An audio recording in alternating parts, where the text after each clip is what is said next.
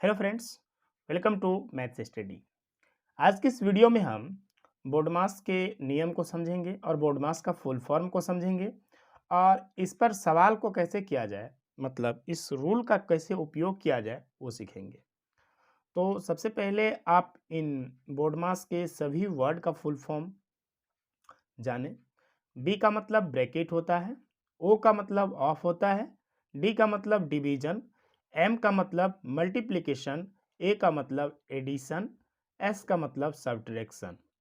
मतलब इनको हम अगर विस्तार रूप में देखें तो इसका मतलब कोष्टक, इसका मतलब गुना, इसका मतलब भाग, इसका मतलब गुणा।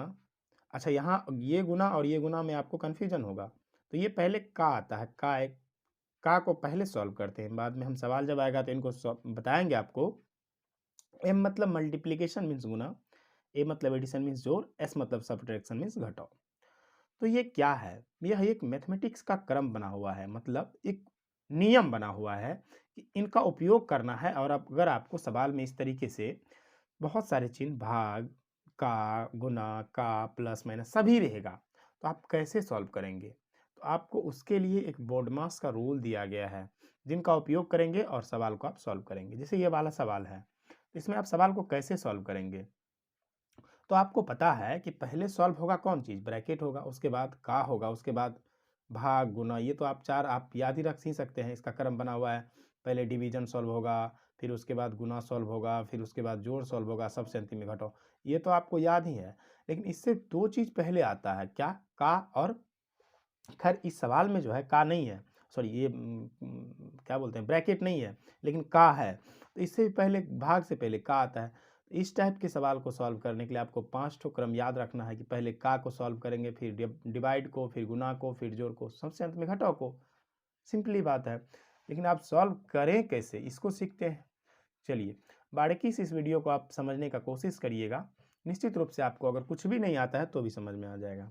सबसे पहला हमारा टारगेट रहेगा, जहाँ जहाँ का है, जिन दो संख्याओं के 5 और 5 के बीच में का है तो इनको गुना कर दें। फिर 2 और 3 के बीच में का है तो इनको गुना कर दें। तो पहले पहले स्टेप में हम क्या करेंगे, इनको गुना करेंगे। ये 25 का 25 रहेगा। देखिए डिवाइड का निशान है तो यहाँ रहने दीजिएगा। 5 और 5 को गुना करके लिख दीजिए, 25 हो गया। सिंपल गुना। फिर ये 2 का 3, तो 2 का 3 मतलब 2 गुना 3, 3 दूना 6, प्लस 5 माइनस 4। सिंपल हो गया। अब क्या हुआ, का काम क्लियर हो गया, दोनों जगह का था, इसका काम खत्म हो गया। अब बचा क्या? इसके बाद क्रम आता है डिवाइड का। तो कहाँ डिवाइड है? देखिए इन दो नंबर के बीच में डिवाइड है, ठीक है। तो हम क्या करेंगे, 25 में 25 से भाग, किसी भी नंबर, जैसे मान लीजिए 25 है, इसमें आप 25 से भाग दीजिएगा तो क्या बार में कटेगा? एक ही बार में कटेगा, क्योंकि 25 के पहाड़े में एक बार में 25 आता है, इसका मतलब इसका आंसर 1 आया। तो पहले स्टेप में हमने का सॉल्व किया, दूसरे स्टेप में भाग सॉल्व किया, ठीक है। गुना, प्लस का 5 और माइनस का 4। अब भाग सॉल्व कर लिए, तब गुना सॉल्व करेंगे, तो गुना 6 प्लस 5 माइनस का 4। अब देखिए प्लस है माइनस है, किसको सॉल्व करें पहले? तो आपको पता है कि पहले प्लस को सॉल्व करते हैं। 6 5 11, अब माइनस का 4। अब इसको सॉल्व कर लीजिए, इतना तो आपको आता होगा। तो ये 7 आंसर हो गया। इसी तरीके से एक और सवाल आप प्रैक्टिस कर लीजिए। चलिए एक और सवाल ले लेते हैं हम। एक और सवाल हमने लिया है।